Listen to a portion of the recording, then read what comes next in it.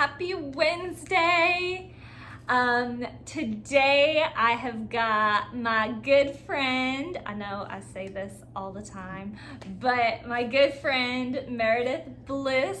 She is a singer, songwriter, pianist, composer, producer, and a fellow mental health advocate. That is how we got connected. And I am so happy to have her on the show to talk all things mental health with you guys today.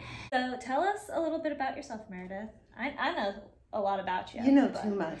But tell our viewers. Well, first of all, pleasure to meet everyone out there. And Brianna, it is a joy to be here with you and share the magic of your mental health messaging. And about me, well, as you already said, I'm a musician. And my work with mental health advocacy started with a single I did a few years ago called Shine Again. And I wrote that song when I was in a pretty dark place. But the message of the song is that when we're in that place, to hold on to that little spark of hope, because you will make it through the tunnel and shine again. Yeah. So with that message, I started the #ShineAgain project to help raise awareness for mental health or people struggling with mental health, bring information to people, and really just let people that know that they're not alone with what they're going through. I think it's one of the hardest things, you know? So whoever's out there listening, we are with you. Yes.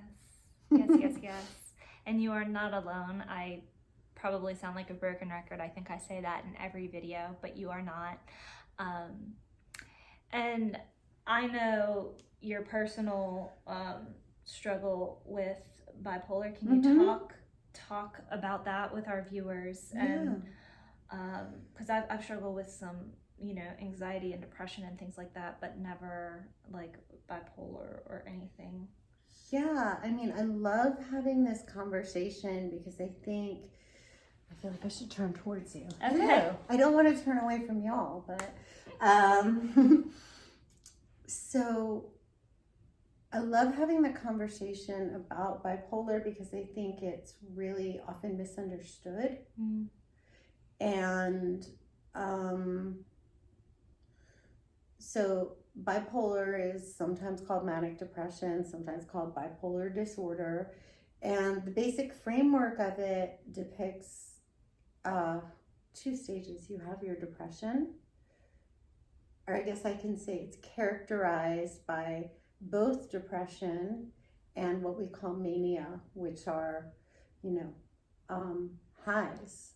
We understand depression as being, deep and dark and low, and mania or a manic episode is a high. And so bipolar is characterized by mania and depression. So as we just said, the mania are the higher episodes and the depression is the lower points. And there are actually two kinds of bipolar. There's the one that we're most familiar with, which is bipolar 1. And those cycles are generally longer with the depression and the mania. But the most distinct thing is that the manias are very, very, very high. You'll see people, exhibiting extreme behavior. And then bipolar 2 is more characterized with what we call hypomanic episodes. I myself am bipolar 2, and the best way I can describe it is with the hypomania, it's sort of like being the roadrunner. Like I can't stop. I'm not doing things that are very extreme, like partying or flying to Europe or maxing out credit cards. That would be more extreme bipolar 1 behavior, but on the manic side. But the bipolar 2 is more, as I said, what we call hypomania. It's not sleeping, it's talking a lot, it's having a lot of energy, it's taking on the world, it's just moving really, really fast. And it, for me, it feels like somebody just turned on a light switch, but I just can't turn it off. Mm. So that's an interesting thing. And with bipolar 2, I think one of the challenges, and in my story, this is something I experienced, is that it's often harder to diagnose. Mm-hmm. Yeah. Yeah. For years, is it okay that I'm just rambling? Yeah. See, this is what happens when you get like people in front of a camera talking about this stuff and it's all good. Trying to share and do the thing. When I was in my early 20s, I was going through what was definitively characterized as a depression. And, you know, I was diagnosed with depression. Mm-hmm. And going to doctors and doing all the things and getting treatment. And they kept putting me on the SSRIs, the serotonin reuptake inhibitors, to treat the depression. But it was a really challenging time because every medication I had a bad reaction to. And then, and also that's a common thing where people will, you know, see the depression or doctors and not recognize the other side of it. So if you have bipolar and they're treating you with depression medication, then it's sort of like, you know, giving cough syrup for a cut on the arm. It's not helping. It's not treating the whole mm-hmm. the whole issue.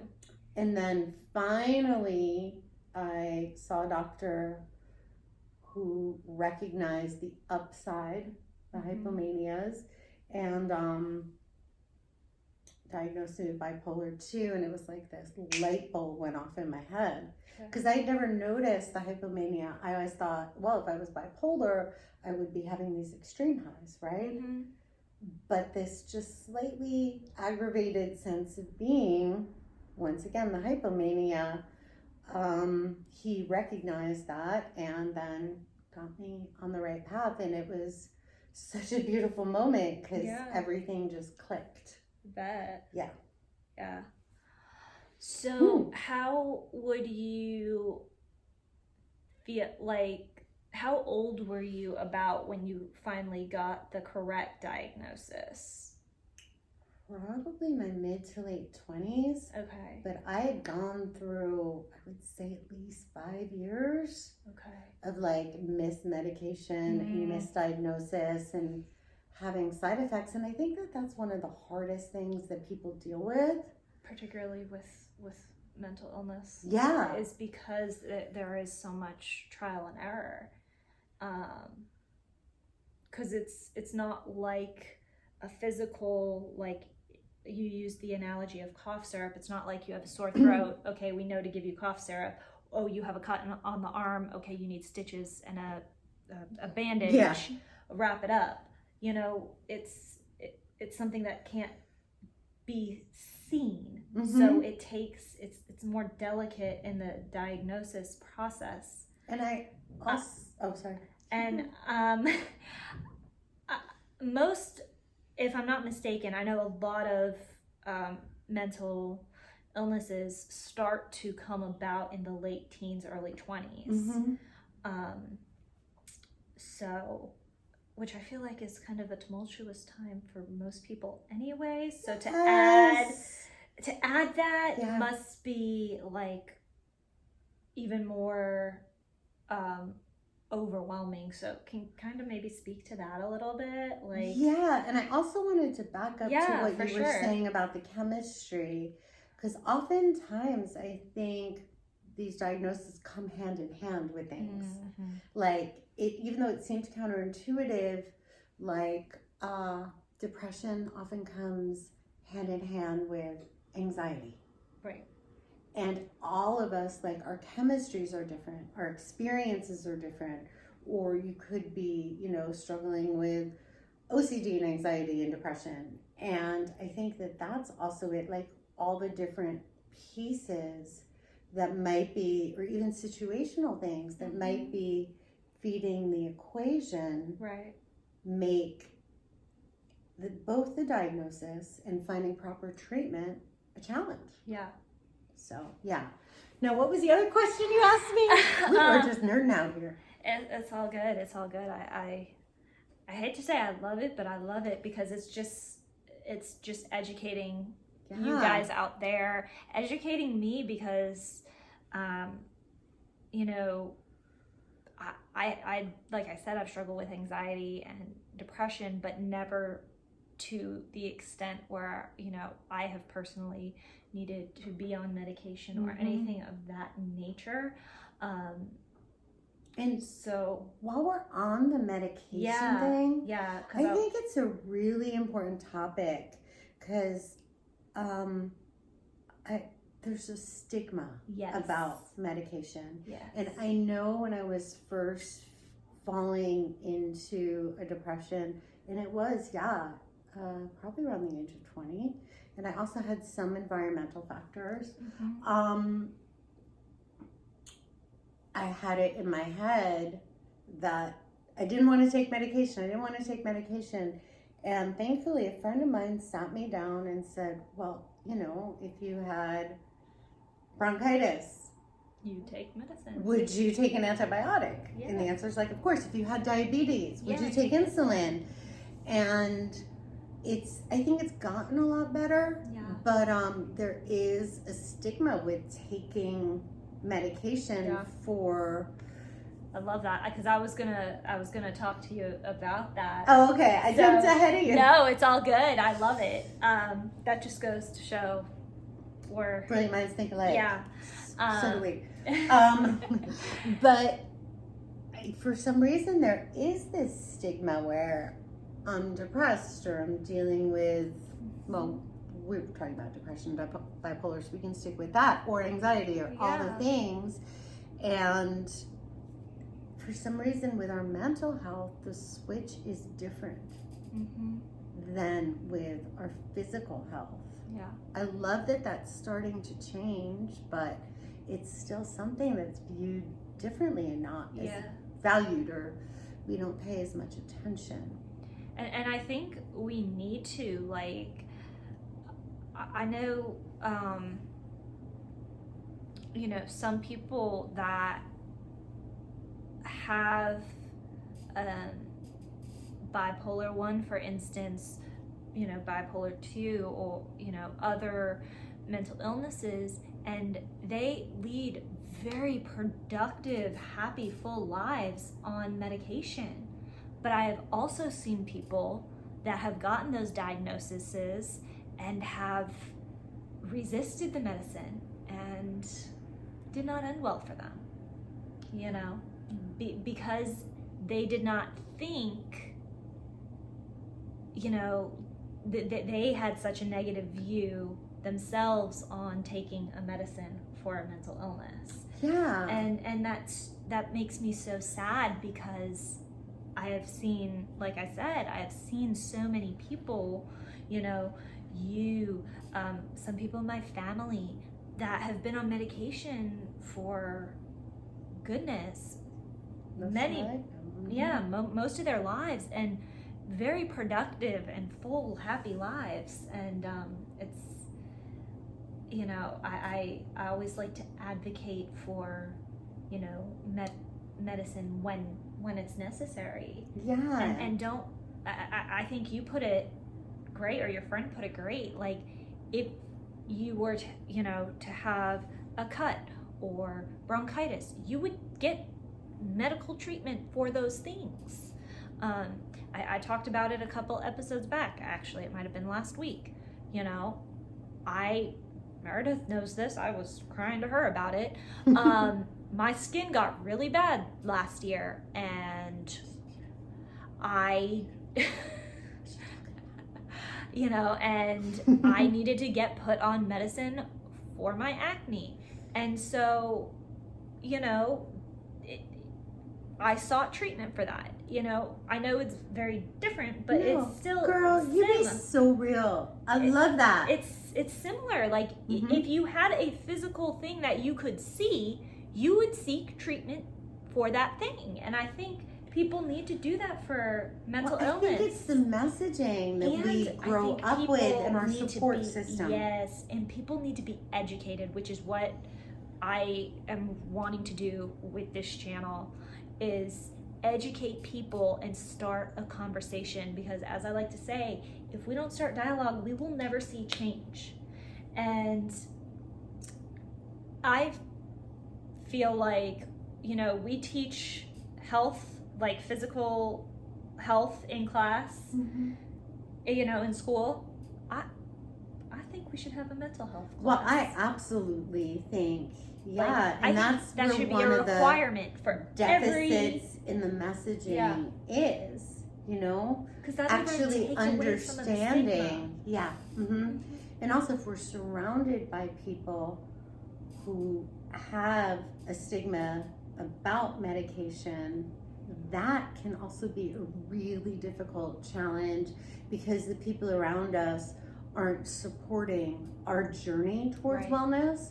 So I think having that support system, like I did with my friend, and along the way at different times, I've had friends or people around me, you know, I guess act in a negative or judgmental way about, you know, whatever I'm doing. But we need to do what we need to do to take care of ourselves, and other people's opinion is someone else's opinion. Like, we have to realize that we know, learn to trust ourselves and the choices we make. It's a little crude, so I apologize, but I was told to be on good behavior. As my dad always says, opinions are like, noses. There we go. Everybody has one. Everyone has one. There we go. You could probably fill in the blank on where I was going with the other thing. I was told to behave on the air today. That's all I know.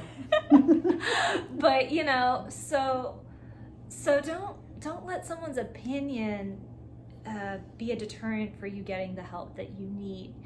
And also finding the support that is so important around you for the people who are like-minded. And that's to say, if medication isn't the right path for you, what other choices can you make? And there are also so many natural paths, you know, I mean, herbs and supplements, and just, I think a support system is really one of the most important things. And that's why also, you know, what you're doing is fabulous, because as we started today, letting people know that they're not alone, and understanding what's going on, and oftentimes with people, you know, the medication can be just to get you through a rough patch, to get back on your feet or get back into life again. And I think that's especially true with depression. You know, like sometimes you just need it to get you through a season. Or if you have seasonal affective disorder, which is depression that tends to come annually at the same time, or even postpartum depression. Or I know some women who take certain medications monthly because their cycle brings emotions or depression or things, and medication just at certain times helps to mitigate what's going on hormonally. So it's all these different things. It's all interconnected. And understanding what we're going through. I asked a question about, I think, age, like when that stuff comes up, but we can move on from that one. I think you answered that though. I did? I think you answered it, because I think you said you started having symptoms at around 20, which is what I asked, was like kind of when did you start experiencing some symptoms? I think I probably had some precursors in my teens and maybe even younger, but I think that was when it got started rearing its head. Yeah, my early 20s, where the first symptom was what was depression, which then became a debilitating depression, where it got to a point where I couldn't just pretend this wasn't happening, or I had to do something.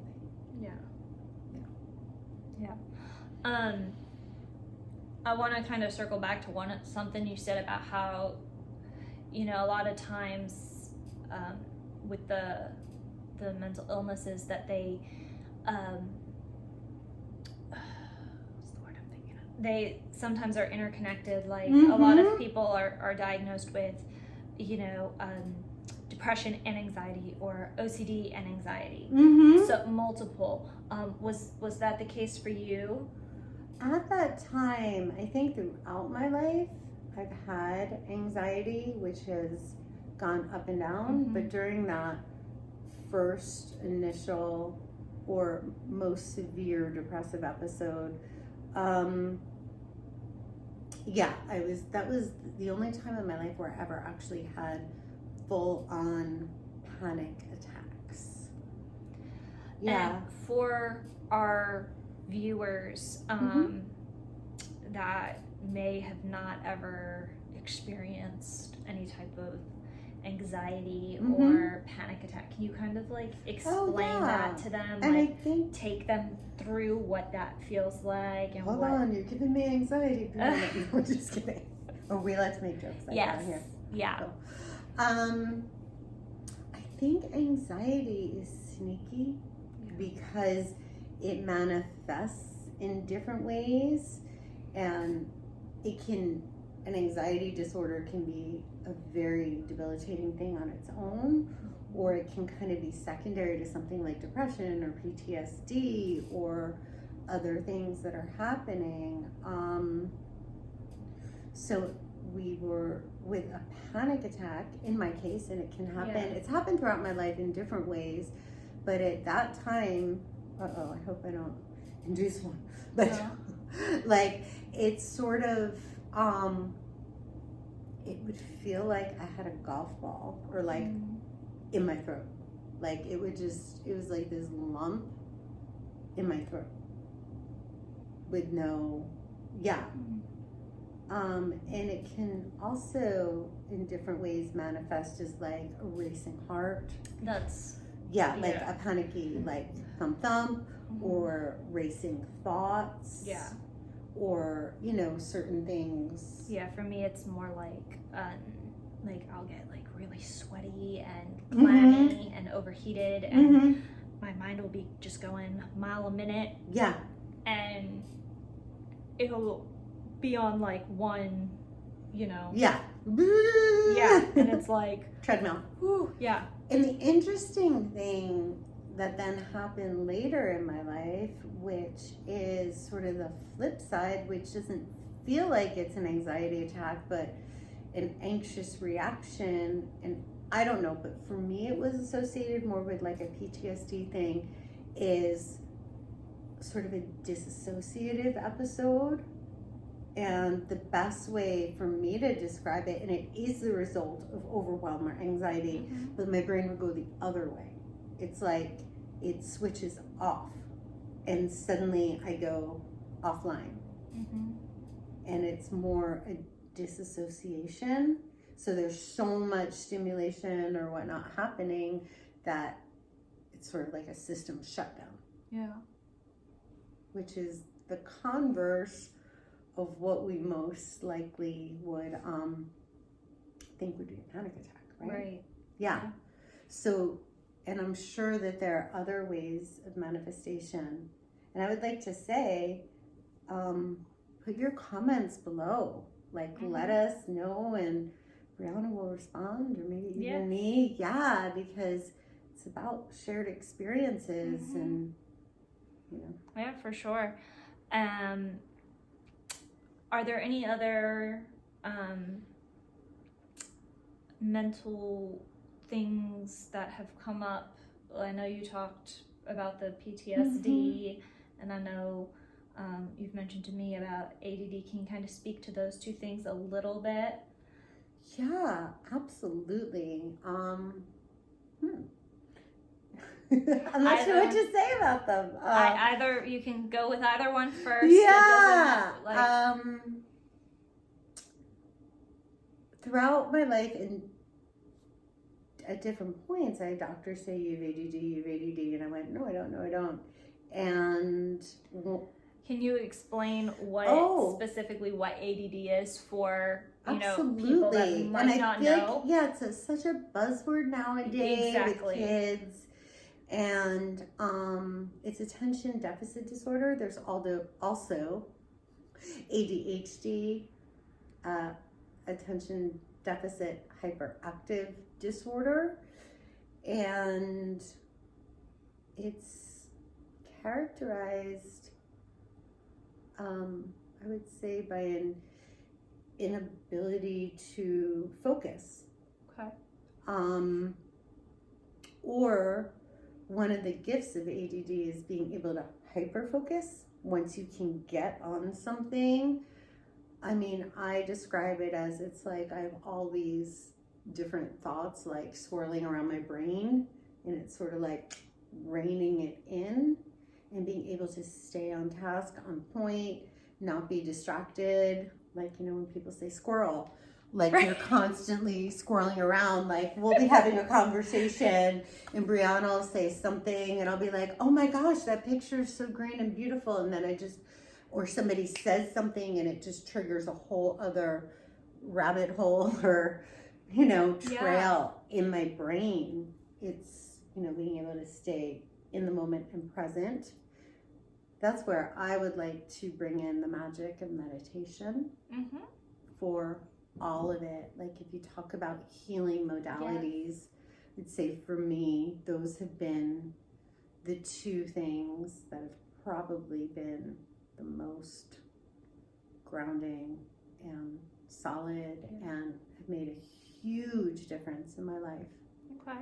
And the other things, thought about, oftentimes ADD and PTSD can commingle. Okay. And like one of those, they can mimic each other in terms of symptoms and experiences, when you're having them. Interesting. Yeah. I was going to, again, this we're on the same wavelength. I was just gonna ask, like, having the bipolar 2, the ADD, the PTSD. Hot mess, girl. No. Just kidding. But like, how do you cope with those things? Like that's, it's a lot having. Yeah. So, and I know you touched on the. Yeah, I think it's also meditation knowing. Things. So, like, share what are some of your healthy coping mechanisms with our viewers. I think it's knowing that whatever the diagnosis is, it doesn't define you. Like, you're you, and that's just a piece. Right. That's not. It doesn't have to be the whole thing. Yeah, that's not the whole package. Right. And I like the puzzle analogy. It's just a piece of the puzzle. Yeah, totally. Yeah, I never heard that. That's cool. I think one of the most empowering things has been understanding. Like when I first started having certain experiences, especially with the bipolar, you don't know what's going on. Like, what is happening? Why am I this way and this way? And another thing with me that had happened was a lot of mood cycling, like rapid changing moods, like within a very short period of time. And it's scary. Yeah. So I think, knowledge brings power and understanding. And now I can tell if I'm starting to go one way or another way, and I have, certain coping mechanisms in place, so I can feel it starting to happen and then do what I need to do to handle it. I think the internal knowing, like, you're not damaged. Right. Like, that's a thing too. we're not broken. We're just humans having a human experience. Yeah. And for certain individuals, this is part of your experience. Mm-hmm. We talked about a support team. Yeah, so important. We talked about, for some people, talk therapy or group therapy. And oftentimes issues are rooted in emotional causes. So, working through whatever could be triggering certain things, anxiety and PTSD are very good examples of that. If that method works for you to actually get in there and figure out the causes, medication if that's appropriate to help balance things out. And I think one of the things that has come up many times is what the doctor called, and I rolled my eyes at the time, but now I see the value of this, sleep hygiene. Like having our certain basic things, a sleep schedule, and taking care of that, our eating, our having those certain things be structured or regular and under control to the best that we can do it. Some nights are going to be later, mornings are going to be earlier, but having that structure, as well as I was going to say, and I feel like consistency too. Yes, that's the word I was looking for. See, soul sister. Yeah, that's it. Because, and I found that even in my own life, I was getting really overwhelmed for you and I talked about this for a season a couple months ago, and I've changed my whole schedule. I've gone to back in high school you would do the block scheduling. Yeah. Okay, so I started well, I never did that, but yeah. I know of what you speak. I think you did. That was too much for me. I've struggled all my life. So with the block schedule, it's you got 3 hours, 3 hours, 3 hours. So it's rather than living your life hour by hour, which for me was just chaotic and I could not function. I just felt so overwhelmed because if I missed something 1 hour or something took longer and it bled into the next hour, I'd be like, I can't. It would throw me off completely. But with this, and I even have an alarm on my phone, and when it rings, okay, I'm off to my next class. And I love that. And I've even set a solid block of 8 hours for sleep, and I've set the 3 hours prior to that as you say, a sleep hygiene, a kind of a bedtime routine. It sounds like. No, I think a bedtime routine is a huge It's really important to get you in there. Yeah. And when I miss it, forget about it. Yeah. My Italian just totally came out. Forget about it. Forget about it. But I think what you said actually about the time blocks is a valuable approach, and from my joking aside, has also helped me with task completion and getting things done with the ADD and just not taking on too much. That's one thing that I think affects the entire world nowadays. But I feel like too, as creatives, structure, we creative individuals we really like to take on a lot. Yeah, I think it's just also a lot of this stuff is cultural. That too. Party all night and get up, the crack of dawn, and our bodies don't work that way. Yeah, I feel like people are very much in the mindset, pardon being blunt, but I'll sleep when I'm dead. Oh my gosh, I was thinking that, but I didn't want to say it. Yes. I'm telling you, we are exactly. On the same. We are simpatico today. Yeah.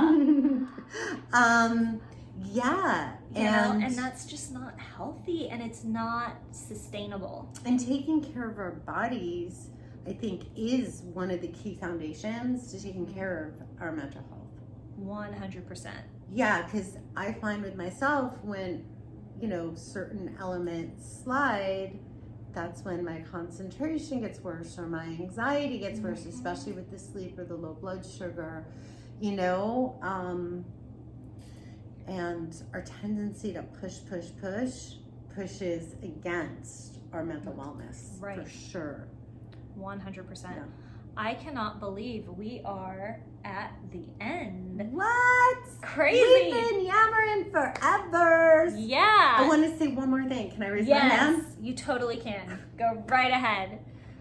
I know when we're feeling blue or dark or anxious, the last thing in the world we want to do is exercise. But sunshine, even just sitting outside or walking to the mailbox, if you're feeling completely dilapidated, you don't have to run on the treadmill for 2 hours or hike. Even if it's 5 minutes, just get Yeah. moving. And we're both we love yoga. Yeah, we're yoga girls. And Yes. yoga doesn't have to be standing on your On your head head. or in a Yeah. 2,000 degree room jumping No. around. Mm-mm. Yoga can be just Simply breathing gentle. and being. Gentle stretching. Yeah.